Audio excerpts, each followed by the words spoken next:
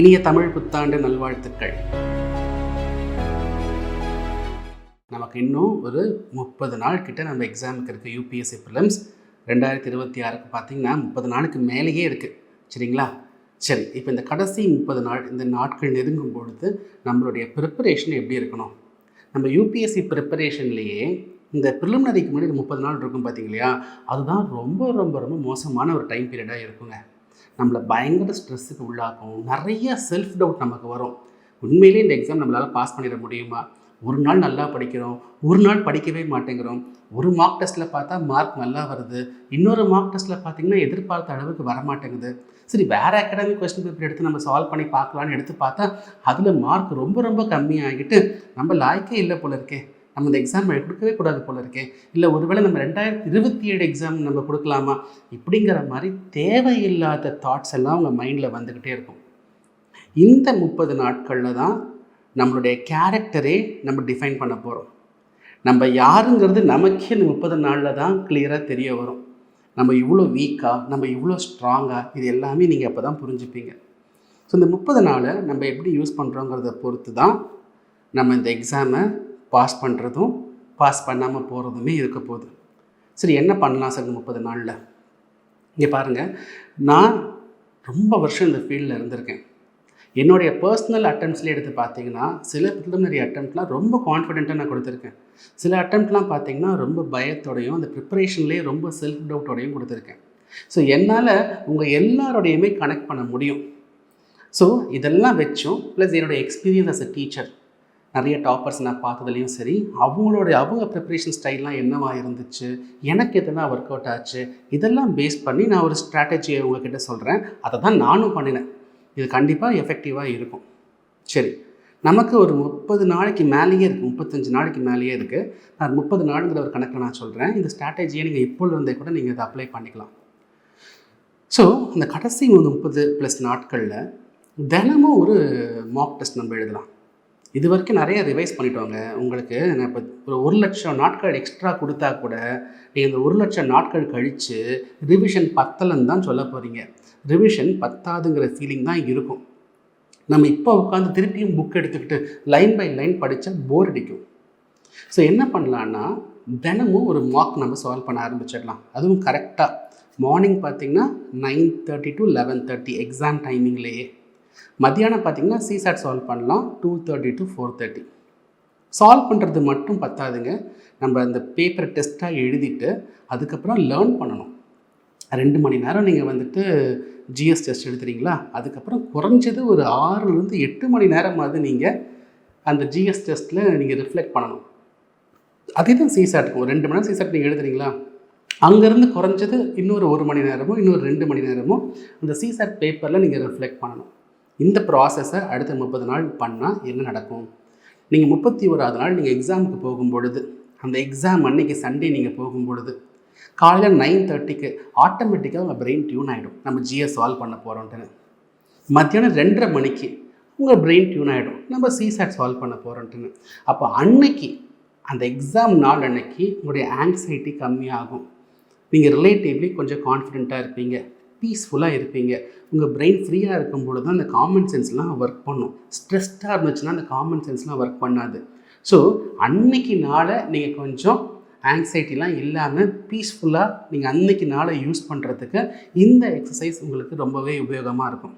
அது மட்டும் இல்லைங்க, ஒரு நாளைக்கு ஒரு கொஷின் பேப்பர்னால் 30 நாளைக்கு 30 கொஷின் பேப்பர். 30 கொஷின் பேப்பர்னால் உங்களுக்கு 3000 கொஸ்டின்.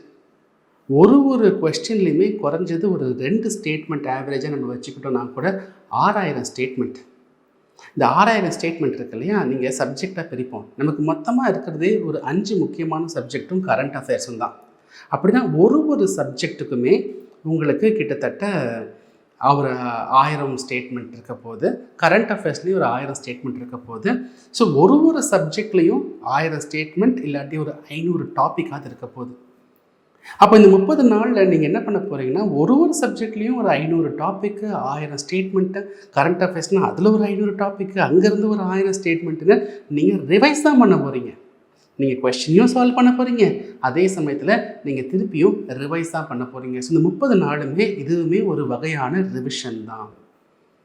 ஸோ இந்த ப்ராசஸில் ஒரு நாளுமே உங்களுடைய ஸ்கோர் இம்ப்ரூவ் ஆகும், உங்கள் நாலேஜ் பேஸும் இம்ப்ரூவ் ஆகும்.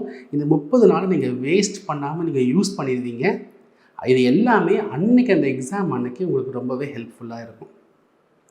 சார் எல்லாம் ஃபைன் சார், எனக்கு சில சப்ஜெக்டில் மட்டும் மார்க் ரொம்ப கம்மியாகுது, இந்த எக்கனாமியில் மட்டும் நான் ரொம்ப கம்மியாக மார்க் வாங்குறேன், என்வாயன்மெண்ட்டில் மட்டும் நான் ரொம்ப கம்மியாக மார்க் வாங்குறேன், இதுக்கு நான் என்ன சார் பண்ணலாம்? ரொம்ப சிம்பிளுங்க. உங்களுக்கு எந்த சப்ஜெக்ட்லலாம் உங்களுக்கு மார்க் ரொம்ப கம்மியாகுதுன்னு நினைக்கிறீங்களோ அந்த சப்ஜெக்டில் இருந்து மட்டும் ஒரு 500 கொஷின் சால்வ் பண்ணுங்கள். இப்போ ஃபார் எக்ஸாம்பிள், இப்போ என்வாயன்மெண்ட் உங்களுக்கு கஷ்டமாக இருக்குது, எக்கனாமி உங்களுக்கு கஷ்டமாக இருக்குது, மார்க் கம்மியாக வருதுன்னு வச்சுக்கலாமே. இங்கேருந்து அடுத்து ஒரு 10 நாள் எடுத்துக்கலாங்க. ஒரு சப்ஜெக்ட்டுக்கு 5 நாள், சரிங்களா? அப்போது ஒரு எக்கனாமிக்கு ஒரு 500 கொஸ்டின், என்வாயன்மெண்ட்டுக்கு ஒரு 500 கொஸ்டின். ஸோ இந்த 10 நாளில் குயிக்காக உங்கள் நாலேஜ் பேஸ், கிளாரிட்டி இந்த 2 சப்ஜெக்டில் இம்ப்ரூவ் பண்ணிடுவீங்க. அதுக்கப்புறமா உங்களுக்கு ஒரு 20+ டேஸ் இருக்கும் இல்லையா, அதில் திருப்பி இந்த ஃபுல் மார்க் டெஸ்ட் ஸ்ட்ராட்டஜிக்குள்ளேயே போயிடுங்க. உங்களுடைய மார்க் டெஸ்ட் ஸ்கோர் எல்லாமே உங்களுக்கு இம்ப்ரூவ் ஆகும். ஸோ இந்த எக்ஸாம் நினச்சி பயப்படாதீங்க, நீங்கள் கண்டிப்பாக நல்லா பெர்ஃபார்ம் பண்ண முடியும். உங்கள் ஆட்டிடியூட் தான் ரொம்ப முக்கியங்க. இத்தனை வருஷம் எக்ஸ்பீரியன்ஸில் நான் ஒரு விஷயத்தை மட்டும் நல்லா கற்றுக்கிட்டேன். இந்த எக்ஸாமுங்கிறது உங்கள் நாலேஜ்க்கான ஒரு டெஸ்ட்டு கிடையாது. இந்த எக்ஸாமுங்கிறது உங்கள் ஆட்டிடியூடுக்கான டெஸ்ட் மட்டுமே. நீங்கள் உங்கள் ஆட்டிடியூட் எவ்வளோ பாசிட்டிவாக இருக்கீங்க, எவ்வளோ கான்ஃபிடென்ட்டாக, எவ்வளோ ஹோப்ஃபுல்லாக இருக்கீங்க, அதுதான் இந்த எக்ஸாமை தவிர்த்துட்டு நாலேஜ் மட்டுமே கிடையாதுங்க. நாலேஜுங்கிறது ரொம்ப ஈஸிங்க. நீங்கள் எல்லோரும் 10th எக்ஸாம் பாஸ் பண்ணியிருக்கீங்க, 12th எக்ஸாம் பாஸ் பண்ணியிருக்கீங்க, காலேஜ் எக்ஸாம் பாஸ் பண்ணியிருக்கீங்க. நாலேஜ் வச்சு தான் நீங்கள் பாஸ் பண்ணீங்க. இங்கே ஒன்றும் நீங்கள் சென்டம் வாங்கணும்னு எதிர்பார்க்கலையே. ஜஸ்ட்டு அந்த கட் ஆஃப் ஒரு 45%, 50% க்ராஸ் பண்ணாலே பாஸ்ன்னு வருது இல்லையா? அப்போ இது நாலேஜ் மட்டும்தானே, அது ஈஸி தானே. இது நாலேஜ் மட்டும் சம்மந்தப்பட்ட எக்ஸாம் கிடையாது. இது உங்களுடைய ஆட்டிடியூட் தான் ரொம்ப ரொம்ப ரொம்ப முக்கியம்.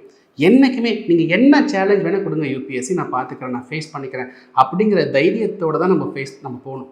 இந்த தைரியங்கிறது ரொம்ப ரொம்ப முக்கியம். அந்த தைரியம் எப்போ வரும்னா நம்ம கான்ஃபிடென்ட்டாக இருக்கும்போது வரும். அந்த கான்ஃபிடென்ஸ் எப்போ வரும்னா நம்ம ப்ரிப்பரேஷன் அடிக்குவேட்டாக இருக்கும்போது வரும். சில சமயம் ப்ரிப்பரேஷன் அடிக்குவேட்டாக தான் இருக்கும், பட் இருந்தாலும் நம்மளை நாமே ஏமாற்றிட்டு இருப்போம். நம்ம ஒழுங்காக படிக்கலையோ, நம்ம ஒழுங்காக மார்க் வர மாட்டேங்குது, அங்கெல்லாம் பயப்படாதீங்க. நீங்கள் ஒரு கொஸ்டின் பேப்பர் சால்வ் பண்ணுறீங்க, உங்களுக்கு தெரியாத கொஸ்டின் வருதுன்னா தெரிஞ்சுக்கோங்க, அது ஒரு ஆப்பர்ச்சுனிட்டி. தெரிஞ்சுக்கோங்க. தெரிஞ்ச கொஸ்டின் தான் தப்பு பண்ணுறீங்கன்னா அது ரொம்ப பெரிய ஆப்பர்ச்சுனிட்டி. நீங்கள் தப்பாக புரிஞ்சிருக்கீங்க, அதனால தான் மிஸ்டேக் பண்ணுறீங்க. ஸோ அந்த மிஸ்டேக்கை கற்றுக்கிறதுக்கான ஒரு ஆப்பர்ச்சுனிட்டி. இது எல்லாமே ஒரு ஆப்பர்ச்சுனிட்டின்னு பாருங்கள். நீங்கள் கண்டிப்பாக எக்ஸாம் நல்லா பண்ண முடியும். இதெல்லாம் தாண்டி இன்னொரு முக்கியமான விஷயம் நீங்கள் பண்ணணுங்க. இன்னிலிருந்து தினமுமே அட்லீஸ்ட் ஒரு 30 minutes previous year question papers, ஒரு லாஸ்ட் 5 இயர்ஸ் போதும், அந்த ப்ரீவியஸ் இயர் கொஸ்டின் பேப்பர்ஸை எடுத்து அந்த கொஸ்டின் பேப்பர்லேருந்துலாம் நீங்கள் படிக்கலாம் தேவையில்லை, அதெல்லாம் நீங்கள் படிச்சிருப்பீங்க ஆல்ரெடி. நான் சொல்கிற எக்ஸசைஸ் வேறு. நீங்கள் நம்ம யூபிஎஸ்சி கொஸ்டின் பேப்பர் பார்த்தீங்கன்னா எல்லா ஸ்டேட்மெண்ட்டுமே ட்ரூ ஆர் ஃபால்ஸ் தான். ஒன்று அது கரெக்டாக இருக்கும், ட்ரூவாக இருக்கும், இல்லை ஃபால்ஸாக இருக்கும். இந்த ட்ரூவான ஸ்டேட்மெண்ட்ஸ் இருக்கு இல்லையா, அதெல்லாம் தள்ளி வச்சுருங்க. இந்த ஃபால்ஸ் ஸ்டேட்மெண்ட்ஸ் இருக்கு இல்லையா, அதை நல்லா படிங்க. அந்த ஸ்டேட்மெண்ட்டை எப்படி ஃபால்ஸாக பண்ணியிருக்காங்க. நீங்கள் ஒரு ட்ரூ ஸ்டேட்மெண்ட் எடுத்து படித்து பார்த்தீங்கன்னு வைங்களேன், அது ரொம்ப ஃப்ளாட்டாக இருக்கும். நீங்கள் for example Guna is a teacher அப்படின்னா அது ஒரு ஃப்ளாட் ஸ்டேட்மெண்ட், சரிங்களா? இப்போது இந்த ஸ்டேட்மெண்ட்டை நான் வந்துட்டு கொஞ்சம் டவுட்ஃபுல்லாக மாற்றணும்னு வைங்களேன், அப்போ நான் சில அட்ஜெக்டிவ்ஸ், சில வேர்ட்ஸ்லாம் எக்ஸ்ட்ரா ஆட் பண்ணுவேன். For example Guna is a டீச்சருங்கிறது ஃப்ளாட்டாக இருக்குது, Guna is an extraordinary teacher, Guna is an invaluable teacher, இப்படியெல்லாம் வார்த்தையெல்லாம் போட்டாலே நீங்கள் டவுட் பண்ணணும். நீங்கள் யூபிஎஸ்சி கொஸ்டின் எடுத்து பாருங்களேன். India will overtake China in near future, GST will increase our trade enormously, இந்த மாதிரிலாம் ஸ்டேட்மெண்ட்லாம் வரும் பாருங்கள். அது மோஸ்ட்லி ராங்காக தான் இருக்கும். ஸோ நம்ம இந்த யூபிஎஸ்சி கொஸ்டின் பேப்பரை நாலேஜ்க்காக படிக்கிறத தாண்டி அந்த யூபிஎஸ்சி ஸ்டேட்மெண்ட் இருக்கு இல்லையா, அது ஒரு ட்ரூ ஸ்டேட்மெண்ட்னால் அது ரொம்ப ஃப்ளாட்டாக தான் இருக்கும். அது ஒரு இன்கரெக்ட் ஸ்டேட்மெண்ட்னா அந்த ஒரு ஸ்டேட்மெண்ட்டை எப்படி இன்கரெக்டாக மாற்றுறாங்க, யூபிஎஸ்சி என்னென்ன வார்த்தைகளை போட்டு அந்த ஸ்டேட்மெண்ட்டை ஃபால்ஸாக மாற்றுறாங்க அப்படிங்கிறத நீங்கள் லேர்ன் பண்ணணும். ஏன்னா இது நாள் வரைக்கும் நீங்கள் வேறு அகாடமிஸில் நீங்கள் டெஸ்ட் எழுதிருப்பீங்க, அந்தந்த அகாடமிஸோடைய லாங்குவேஜுக்கு நீங்கள் பழக்கப்பட்டிருப்பீங்க. ஆனால் அந்த மாதிரி லாங்குவேஜ் யூபிஎஸ்சியில் இருக்காது. யூபிஎஸ்சிக்குன்னு வேறு ஒரு லாங்குவேஜ் இருக்கும் இல்லையா, ஸோ அந்த லாங்குவேஜுக்கு நீங்கள் யூஸ் ஆகணும். ஸோ தினமும் அட்லீஸ்ட் ஒரு 30 நிமிஷம் 2025, 24, 23 பேக்வேர்டில் போங்க, கொஸ்டின் பேப்பர் எடுங்க. ஒரு ஸ்டேட்மெண்ட் இன்கரெக்டாக இருக்குன்னா அந்த ஸ்டேட்மெண்ட்டில் எந்த பகுதியை அவங்க மாற்றிருக்காங்க, என்ன மாதிரி வார்த்தைகளை போட்டு மாற்றிருக்காங்க அப்படிங்கிற இது வந்து நாலேஜ்க்காக கிடையாதுங்க. யூபிஎஸ்சி லாங்குவேஜை நீங்கள் புரிஞ்சுக்கிறீங்க. இது எங்கே ஹெல்ப்ஃபுல்லாக இருக்குன்னா, நீங்கள் எக்ஸாம் அன்னைக்கு நீங்கள் கொஸ்டின் பேப்பர் பார்க்குறீங்க, உங்களுக்கு அந்த கொஸ்டின் பேப்பர் கண்டென்ட்டே புரியல, என்ன டாபிக்னே புரியலனா கூட அந்த ஸ்டேட்மெண்ட்டை படித்து பார்க்கும் பொழுது இந்த ஸ்டேட்மெண்ட் கொஞ்சம் தப்பாக இருக்கிற மாதிரி இருக்குல்ல, யூபிஎஸ்சி இந்த மாதிரி வார்த்தைகளை தான் யூஸ் பண்ணுவாங்கள்ல அப்படின்னு உங்களுக்கு தெரிய வரும். உங்கள் இன்ஸ்டிங்க்ட் ஹெல்ப் பண்ணும். நீங்கள் அதன் மூலயமாவும் நீங்கள் நிறைய கொஷின்ஸை நீங்கள் கரெக்டாக மாற்றலாம். ஸோ இந்த ப்ராசஸ் நான் சொன்ன ஃபஸ்ட்டு ப்ராசஸ் இருக்குல்லையே, தினமும் நான் வந்துட்டு கொஸ்டின் பேப்பர் சால்வ் பண்ணுறது, டெஸ்ட் எடுக்கிறது எவ்வளோ முக்கியமோ அதே அளவுக்கு இந்த பிஒய்க்யூஸை கொஞ்சம் நீங்கள் அனலைஸ் பண்ணுறது. அனலைஸ்னால் நாலேஜ் பேஸ் அனலைஸ் பண்ணலைங்க, அந்த லாங்குவேஜ் தான் அனலைஸ் பண்ணுறீங்க. அதை பண்ணுறதுமே உங்களுக்கு ரொம்ப ரொம்ப ரொம்ப முக்கியமான விஷயம், ரொம்பவே ஹெல்ப்ஃபுல்லாக இருக்கும். இதை பண்ணுங்கள், டெஃபினட்டாக நீங்கள் யூபிஎஸ்சியில் ரொம்பவே ஒரு நல்ல அட்டெம்ப்டை கொடுப்பீங்க. உங்களுக்கு எங்கள் கிட்டேருந்து இந்த 30 days என்ன மாதிரி சப்போர்ட் வேணும்னாலும் நீங்கள் கேளுங்க, நீங்கள் கமெண்ட் செக்ஷனில் கொடுங்க. நான் வேறு ஏதாவது டாபிக் பற்றி டிஸ்கஸ் பண்ணணும்னா கூட நான் வீடியோஸ் நான் பண்ணுறேன். நிறைய ஹிட்லஸ் டாபிக்ஸ் நான் போட்டுக்கிட்டு இருக்கேன். அது எல்லாமே யூபிஎஸ்சி எக்ஸாமுக்கு ரொம்பவே யூஸ்ஃபுல்லாக இருக்கும். எப்பப்பெல்லாம் போர் அடிக்குதோ தினமும் ஒரு 5-10 minutes நீங்கள் அந்த ஒரு வீடியோவா ஆடியோவா எப்படியோ நீங்கள் கேளுங்க, அது உங்களுக்கு கண்டிப்பாக ஹெல்ப்ஃபுல்லாக இருக்கும். இது இல்லாமல் நான் இன்னும் கொஞ்சம் வீடியோஸ் நான் பிளான் பண்ணியிருக்கேன். எப்படி நம்ம யூபிஎஸ்சி ஹாலில் டைம் மேனேஜ் பண்ணுறது, நம்ம எத்தனை கொஷின் அட்டன் பண்ணணும், ஒரு கொஷினை எப்படி சூஸ் பண்ணணும், எப்போ நம்ம அதை விடணும், இதை பற்றிலாம் நான் வருங்காலத்தில் உங்களுக்கு நான் வீடியோஸ் நான் ஷேர் பண்ணுறேன். அதையும் பாருங்கள், ரொம்பவே ஹெல்ப்ஃபுல்லாக இருக்கும். வேறு என்ன சப்போர்ட்னாலும் நீங்கள் தயங்காமல் கேளுங்க. என்னால் என்னெல்லாம் முடியுதோ அதை வர நாட்களில் நான் உங்களுக்கு தரேன். Right, all the very best.